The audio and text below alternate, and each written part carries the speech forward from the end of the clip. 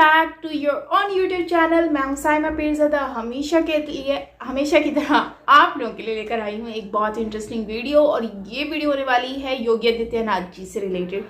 Basically Azampur के मतलब Abdullah Azam basically हैं जो कि रामपुर से ताल्लुक़ रखते हैं, उनसे ही रिलेटेड कोई वीडियो होने वाली है।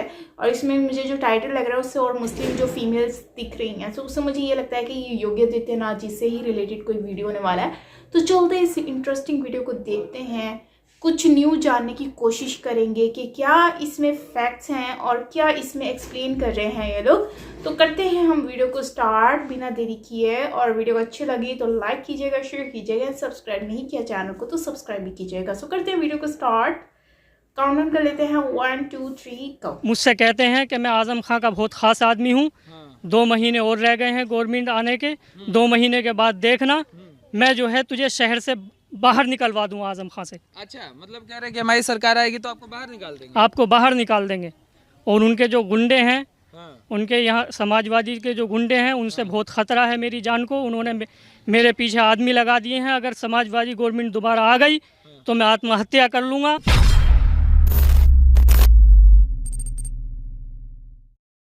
नमस्कार, आप देख रहे हैं शाइनिंग इंडिया और मैं अक्सर जितेंद्र शुक्ला। इस समय हम रामपुर में मौजूद हैं। रामपुर जो सबसे ज़्यादा मशहूर है वो मशहूर है आज़म खां के नाम से। कहा जाता है कि रामपुर के बादशाह हैं एक तरीके से, और सपा के समय में उनको मुख्यमंत्री की उपाधि दे दी गई थी कि रामपुर एक अलग राज्य है और उसके मुख्यमंत्री जो हैं वो आज़म खां हैं। और आज ये 2022 का जो चुनाव है उसमें बहस छिड़ी हुई है। एक तरफ अखिलेश यादव खड़े हैं जो कि यह बताने की कोशिश करते हैं कि जो आज़म खां हैं वो राजनीतिक साजिशों का शिकार हैं और इस समय जेल में है, और वो मुसलमानों के रहनुमा हैं। वो एक तरीके एक पाक साफ इंसान है और योगी जी उन्हें फंसा रहे हैं। और इसी सवाल का जवाब ढूंढने रामपुर में मौजूद हैं और महिलाओं से चर्चा करेंगे। हमारे साथ मुस्लिम महिलाएं हैं जो प्रताड़ित रही हैं सपा के काल में। उनसे जानेंगे कि क्या थे आज़म खां, क्या मुसलमानों के रहनुमा थे जो कहा जाता है अखिलेश यादव की तरफ से। मैम, सबसे पहले आपका शुभ नाम जानने की कोशिश करेंगे। मेरा नाम है फ़हीमा। फ़हीमा जी, एक बात जेल रोड पे रहते हैं। हाँ? फ़हीमा। अच्छा, यहीं रहते हैं आप जी। एक बात बताइए फ़हीमा जी, जो कहा जाता है आज़म खां को कहा जाता है कि मुसलमानों के रहनुमा थे, वो थे तो मुसलमान सुरक्षित थे, मुसलमान सही थे, योगी जी आए तो बर्बाद कर। लेकिन ये उन्होंने भी किसी को छोड़ा नहीं है, उन्होंने भी सबके साथ करा। हमारे भाई की दुकान थी यहाँ पर, उन्होंने बाप की दुकान तोड़ दी, फिर दी भी नहीं। आज़म खां ने तोड़वा दी थी तो फिर दी नहीं। हाँ। उनको ये कहा था तुम्हें यहाँ दुकान मिलेगी, दी नहीं उनको जो दे दे। फिर उनका इंतकाल हो गया बाप का। भाई हमारे आज भी रोज़गार से बैठे हुए हैंगे, कोई रोज़गार नहीं है, कुछ नहीं है उनके करे, बहुत परेशान हैंगे। आज़म खान ने दुकान तोड़वा दी। हाँ, फिर दी भी नहीं थी। और क्या देंगे देंगे, दी नहीं थी। और क्या क्या के तोड़वाई थी दुकान?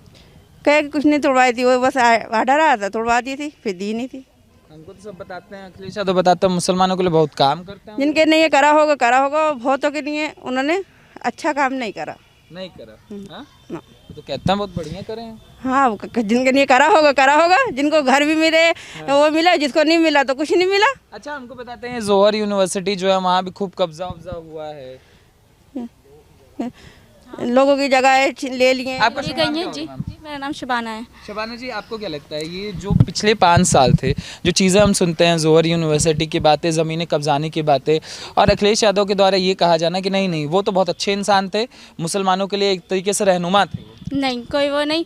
हम बचपन से आज तक मैं आज़म खां को वोट दिया, लेकिन मुझे कुछ नहीं मिला है। जैसे मुझे मिलना चाहिए सुविधा, जैसे स्कूल जाना या सिलाई सेंटर है, कुछ सुविधा नहीं मिली है। कुछ वैसे मिलना चाहिए लड़कियों को, अब कुछ नहीं मिला है। अब यहाँ योगी सरकार में आज मैं यहाँ खड़ी हुई हूँ, योगी सरकार में कि मैं बेखिचक जा सकती हूँ हर जगह। योगी सरकार में मुझे बहुत फ़ायदा हुआ है। मेन चीज़ ये है कि लॉकडाउन लगा था कि उसमें 500 रुपये आए, कितना ही कुछ था, लेकिन आए तो वो आंसू तो आंसू पोछे गए। आज योगी सरकार ने तो किया है ये। आज भी हमें राशन मिल रहा है। मेरा राशन 4 साल काट दी उन्होंने, पर्ची काट दी मेरी, लेकिन रातों रात मेरी क्या कहते पर्ची बनी योगी सरकार की वजह से। मुझे आज राशन मिल रही है, मैं आज उसी राशन से आज हमारा घर चल रही है। मगर अखिलेश यादव तो बताते बहुत बढ़िया। नहीं, कुछ नहीं किया। अखिलेश यादव ना कुछ, सिर्फ गड्ढे हैं, घर तोड़वा दिए। क्यों घर तोड़वाए मतलब सड़कों पे ला दिया है। घर तोड़ दिए, घर तोड़ दिए। सड़क पे लिया है, घर तोड़ने के बाद में सड़क पे लिया है, आसरा नहीं कुछ नहीं, घर तोड़वा दिए। अच्छा खासा इंसान रह गया था, जो कुछ करे था उसको तोड़वा दिए घर, और बिल्कुल जमीनों पर। कि आजम खां अगर आजम खां होते तो कुछ तो देते रामपुर के लिए, लड़कियों के लिए कुछ तो करते, कुछ नहीं दिया। कुछ रामपुर में सपा की सरकार में होता नहीं, कुछ नहीं दिया है, हमें तो कुछ नहीं दिया, क्योंकि हम भी स्कूल जाते थे, पढ़ते थे, पढ़ाई होती थी, लेकिन हमें तो कुछ नहीं मिला है। कुछ नहीं मिला है, बस उन्हें मिला है जो मतलब जो जान पहचान होगी उनकी, पार्टी वगैरह होंगे तो उनको दे दिए होंगे, हमें तो नहीं, गरीबों को तो मिला ही नहीं है कुछ। सर मेरा नाम मुजम्मिल हुसैन है। हुसैन जी, क्या दिक्कत है हुसैन जी? सर मुझे दिक्कत ये है, यहाँ इधर आ जाइए। हाँ आज़म खान जी के ख़ास आदमी हैं, नानकार में रहते हैं, ज़मीर अहमद, और उनके 2 लड़के हैं, तौसीफ़ अहमद, अनीस अहमद।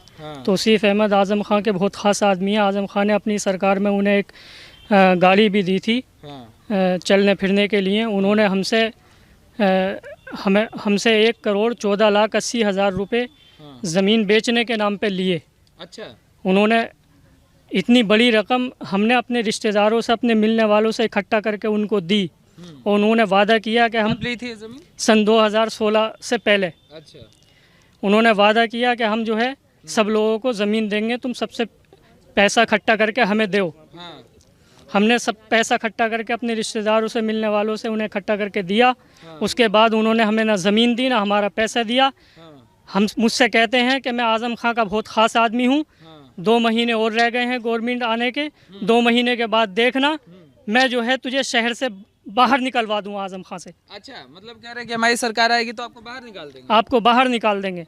और उनके जो गुंडे हैं, उनके यहाँ समाजवादी के जो गुंडे हैं, उनसे बहुत ख़तरा है मेरी जान को। उन्होंने मेरे पीछे आदमी लगा दिए हैं। अगर समाजवादी गवर्नमेंट दोबारा आ गई तो मैं आत्महत्या कर लूँगा।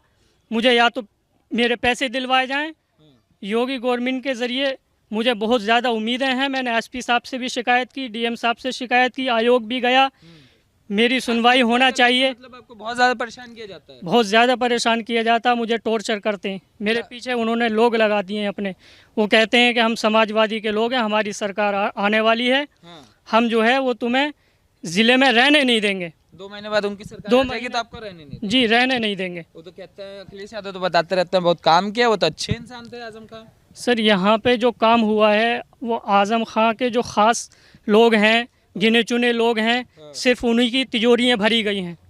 गरीबों का यहाँ कोई काम नहीं किया गया है। अच्छा, गरीब लोग बहुत परेशान हैं। उनको तो गरीबों का मसीहा बोलते हैं सब।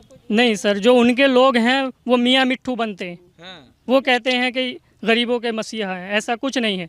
यहाँ कोई रोज़गार नहीं दिया आज़म खान ने। गरीब लोग बहुत परेशान हैं, बल्कि लोगों को उजाड़ा है।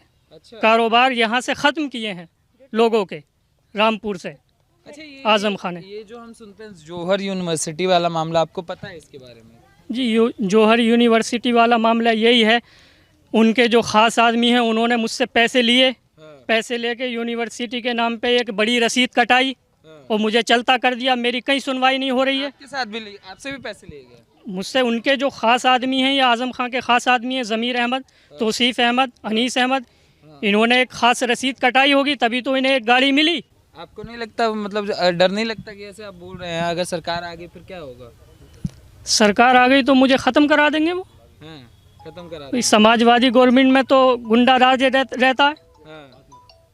मैं जो है अगर समाजवादी गवर्नमेंट आ गई और इन्होंने मेरे साथ ज़्यादती की तो मैं आत्महत्या कर लूँगा। आत्महत्या कर लेंगे? बिल्कुल मैं आत्महत्या कर लूँगा। मैं बहुत बुरी कगार पे हूँ, बहुत टेंशन में हूँ मैं। लोगों का बहुत प्रेशर है मेरे सर पे। जिन लोगों का पैसा है वो ये पैसा सब दूसरे लोगों का मैंने समाज से इकट्ठा करके, अपने रिश्तेदारों से इकट्ठा करके उसको दिया था। और वो तो बोलते हैं कि ये मुसलमानों के रहनुमा है, मसीहा है। नहीं, मुसलमानों के कोई रहनुमा मसीहा नहीं है। देखिए, योगी गवर्नमेंट में सबके साथ जो है सबको एक ही तरह से देखा गया है, चाहे मुसलमान हो, हिंदू हो। लेकिन समाजवादी गवर्नमेंट में जो है ऐसा नहीं था। वहाँ पे चेहरा देख के बात की जाती थी। अच्छा, चेहरा देख के बात करिए जी। कैसे? मतलब हमारा आदमी है तो काम होगा, नहीं होगा तो हमारा आदमी नहीं है तो नहीं होगा। तो नहीं होगा। अच्छा, तो उनके ख़ास गिने चुने लोग हैं शहर में, जो उन्हीं लोगों की उन्होंने तिजोरियां भरी हैं, बाकी सबको बर्बाद किया है, लूटा है सबको। अच्छा, आप मतलब ये कह रहे हैं कि आज अगर समाजवादी की सरकार आ गई तो आत्महत्या कर लेंगे? जी, मैं खुद लूटा पिटा हूँ। अगर समाजवादी गवर्नमेंट आ गई तो ये लोग मुझे मार देंगे जान से मरवा देंगे और मैं आत्महत्या कर लूँगा पहले ही पहले। शुभ नाम क्या होगा सर आपका? मैं वसीम खान। वसीम खान जी, एक बात बताइए, हम रामपुर में मौजूद हैं, आपसे समझना चाहेंगे इन 5 सालों में क्या बदला, ठीक है? और जिस तरीके से अखिलेश यादव लगातार यह साबित करने में लगे हुए हैं कि आजम खान जो है वो राजनीतिक साजिश का शिकार है, क्या लगता है आपको? देखिए पहले समाजवादी गवर्नमेंट थी, एक गुंडा राज था, जो हमारी बच्चियां रात को 9 बजे 8 बजे घर में नहीं निकल पाती थी। आज सबसे पहले तो वो ख़त्म हो गया योगी जी की गवर्नमेंट मान से, ठीक है। एक भय का माहौल यहाँ बना रहता था, पता नहीं किस वक्त बुलडोज़र इधर को चल जाए, वो चीज़ यहाँ रामपुर से ख़त्म हो गई है। अच्छा, बुलडोजर लेके चलते थे आजम खान? नहीं, ये पता नहीं रहता था कि हक और ना हक किसी को छूटना नहीं था। चरस अफीम बेपनाह आई हुई थी यहाँ पे, जिसको दिल चाहता था रख दिया जाता था, वो जेल चले जाते थे। मतलब आज कैसे जेल चला जाता था? क्यों? सरकार उनकी थी ना, सरकार वो समाजवादी की थी। गुंडा राज समाजवादी के दौर में हुआ है। आज योगी जी जब से 2017 से आए हैं तो गुंडा राज खत्म हो गया ना हो। आप कह रहे थे कि चरस गांजा होता था उसको लगा के जेल में डाल दिया जाता हाँ, उसको किसी को भी घर जायज़ उसके पेपर चेक नहीं होते थे, स्टे लिया होता था, उसके पेपर रजिस्ट्री दिखाता होता था, लेकिन कोई भी अधिकारी सुनने को राज़ी नहीं होता था। उसका मकान, उसका दुकान गिरा दी जाती थी और फिर उसी को केस में लेके चरस या अफीम उसके ऊपर लगा दी जाती थी। कई बार यहाँ तो आपके जो हमारे कचहरी के अंदर बेपनाह लोग परेशान थे। जज महोदय ने भी ये बात कही कि यहाँ रामपुर में जब से क्या कहते हैं समाजवादी गवर्नमेंट आई है, क्या ज़्यादा आ गई चरस या अफीम ये चीज़ें। तो अखिलेश यादव तो कहते हैं बहुत अच्छे इंसान थे आजम खान। वो आप मुझे बताइए, उनका कहना तो आपके उनके चेहरे से पता चलता होगा क्या अच्छे इंसान थे और क्या गलत इंसान थे। कोई भी पेड़ बोओगे आप, तो आम का पेड़ बोओगे तो आम ही तो पाओगे उसमें, अमरूद तो खा नहीं सकते उससे। तो ऐसे ही जैसे उन्होंने किया है वैसे ही उनके संग हुआ, सही हुआ है, सही हो रहा है उनके साथ, सही हो रहा है। ये तो सब बोल रहे हैं कि योगी जी फंसा दिए हैं।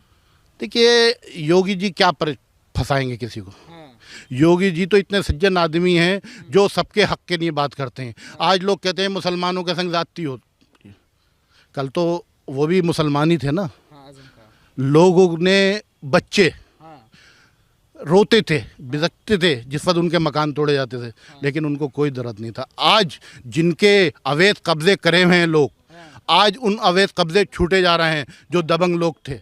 तो ये योगी जी की सरकार में हो रहा है, और क्या चाहिए मुसलमानों को? एक बात बताइए, जैसे सरकार चल रही है, कह रहे हैं कि इस तरीके की स्थितियाँ हैं, मानते हैं इनकी बात को? हाँ, इनकी बात से गुंडा राज तो था, ज़बरदस्ती थी। जिसको भी चाहा, जिसने जैसे जितने भी विपक्षी पार्टी के लोग थे उनको चाहा, उन्होंने अगर ज़रा सी भी कोई आवाज़ उठाई तो उसे झूठे मुकदमे में फांस दिया। कई लोग हैं यहाँ के रामपुर के, गूगल पर डालिए सब पता चल जाएगा। जैसे गांजा चरस गांजा वाला बोल रहे हैं, चंदा कुछ भी झूठा, तमंचा दिखा दो, कुछ दिखा दो, सीधा उठा के एक उनके आले हसन खां थे, उनके संरक्षण में, आजम खां के संरक्षण में उन्होंने आतंक मचा रखा था बिल्कुल।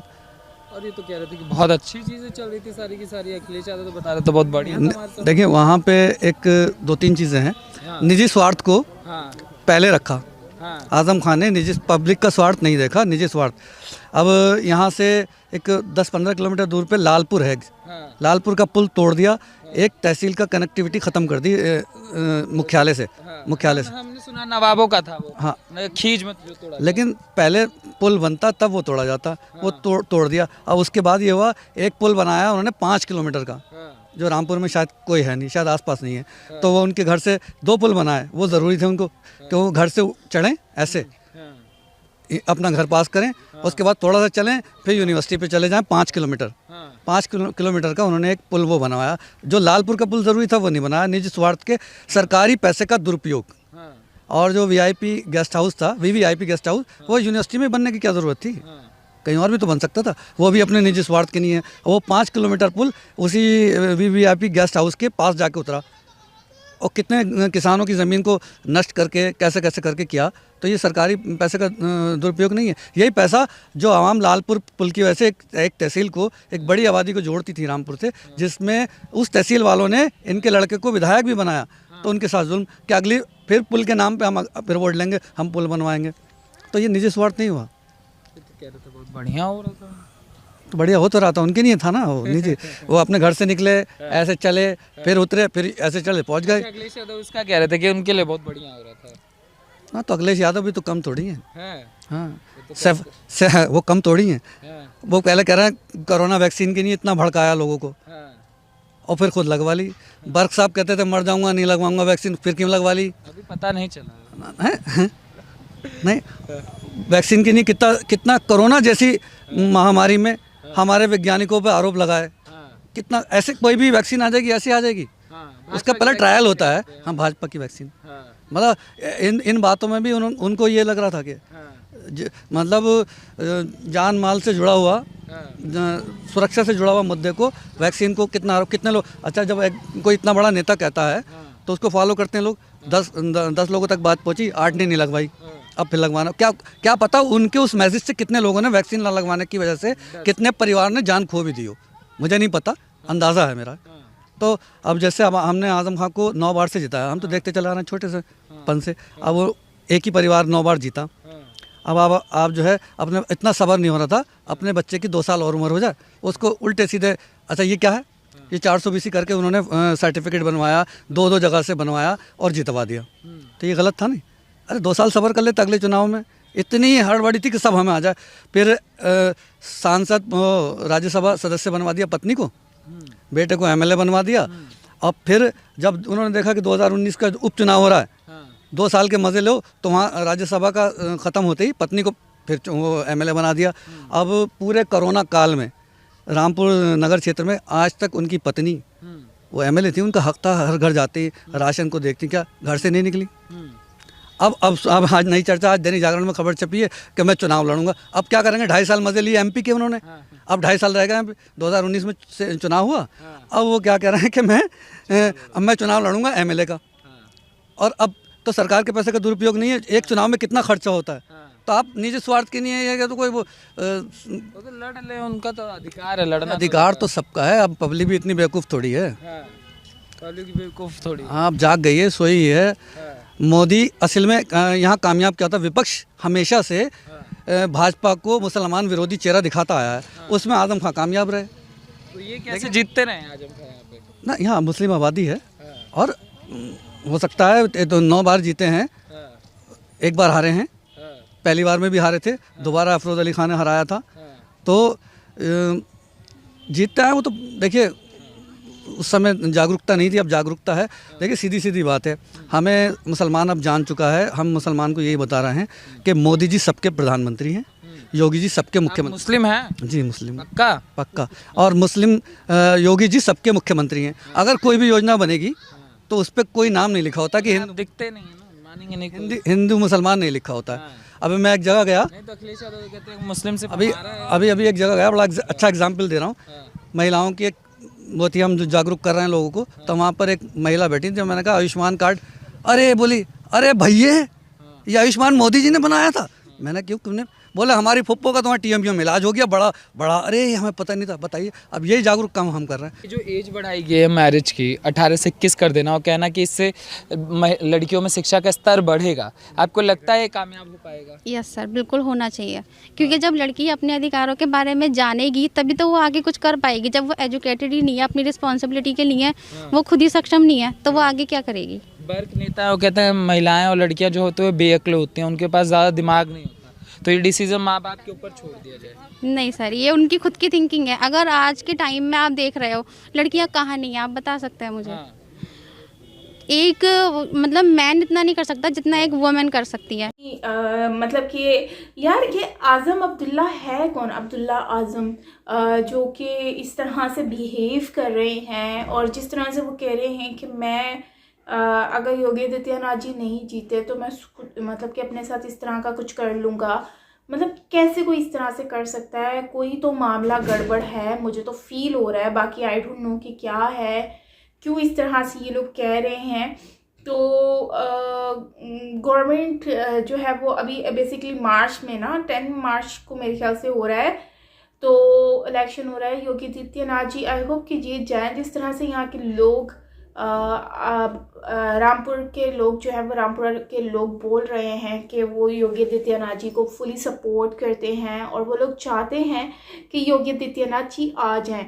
तो मतलब कि लोगों को खुशी होगी अगर वो आ जाते हैं, और जहाँ तक लोगों का दिखावा लग रहा है, उनकी बातों से आइडिया हो रहा है, तो ये लोग बहुत ज़्यादा एक्साइटेड भी हैं और वोट भी इनके 100% ही योगी आदित्यनाथ जी के लिए जा रहे हैं। तो इससे यही आइडिया होता है कि योगी आदित्यनाथ जी ही नेक्स्ट सीएम बनेंगे यहाँ से। तो अब ये है कि आई होप कि सब अच्छा हो, लेकिन जहाँ तक देखो तो योगी आदित्यनाथ जी को कह रहे हैं कि पहले लड़कियां रात में बाहर नहीं निकलती थी, अकेले नहीं निकलती थी, लेकिन अब इतनी सेफ्टी है कि यहाँ पर सब अब बाहर निकल पाती हैं, लड़कियां अकेली निकल सकती हैं, रात में बाहर जा सकती हैं, मतलब सेफ्टी है, डर नहीं है। मतलब कि इससे ये आइडिया होता है कि योगी आदित्यनाथ जी के आने के बाद काफ़ी सिचुएशन हैंडल हुई है, जो बुरे लोग हैं उनको दूर कर दिया गया है, उनको रोका गया है, उनको साइड पे कर दिया गया है। तो मतलब अच्छा है और खुशी होती है इस तरह की चीज़ें सुनते हैं, पॉजिटिव चीज़ें। एटलीस्ट गवर्नमेंट अपनी पब्लिक के लिए कुछ एक्शन तो ले रही है।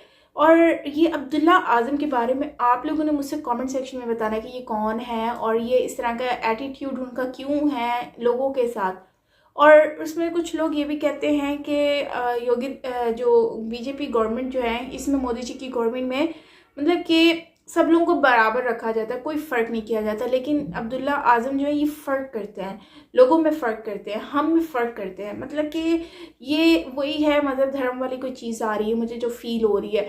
तो वो इस तरह का एटीट्यूड क्यों रख के बैठे हैं। और दूसरा, लोग इस चीज़ को भी, जैसे कि हमने रिसेंटली वीडियोज़ भी देखी थी, तो उसमें लोग मतलब कि योगी आदित्यनाथ जी लोगों को बहुत कुछ हेल्प किया है, लाइक उनको राशन दिया है, हेल्प किया, जॉब दी है, हर चीज़ उनको प्रोवाइड की है। तो इससे यही आइडिया होता है कि they are very happy and they don't need anything from the people और फ्रॉम द कांग्रेस और अदर पॉलिटिक्स पार्टी। तो खैर, आप लोगों का क्या कहना है इस वीडियो के बारे में, आप मुझसे ज़रूर शेयर कीजिएगा कमेंट सेक्शन में। और यार, मुझे ना उस बंदे की बड़ी टेंशन हो रही है, वो इस तरह की बातें कर रहा है कि मैं कुछ भी कर लूँगा, मैं तो अपने आप के साथ कुछ उल्टा पुल्टा कर लूँगा। तो ये चीज़ सही नहीं है, ऐसे तो डिसहार्ट नहीं होना चाहिए। और अगर वो इतना टॉर्चर कर रहे हैं तो गवर्नमेंट को इसके ऊपर एक्शन लेना चाहिए और उस बंदे की हेल्प करनी चाहिए कि भाई इस तरह से वो उसके साथ क्यों कर रहे हैं बिहेव, यहाँ पर उनको इस तरह से क्यों टॉर्चर किया जा रहा है कि वो अपने आप के साथ कुछ उल्टी पुल्टी हरकत कर ले। तो आप लोग इसके ऊपर ज़रूर डिस्कस कीजिएगा। बाकी ये है कि ओरिजिनल वीडियो का लिंक आपको डिस्क्रिप्शन में मिल जाएगा, सो आप वहाँ से जाकर ओरिजिनल वीडियो को भी वॉच कर सकते हो। बाकी ये है कि मिलते हैं नेक्स्ट वीडियो के साथ। टिल देन टेक केयर, अपना बहुत बहुत सारा ख्याल रखिएगा। और मैं हूँ Saima Peerzada. Till then take care और बाय बाय।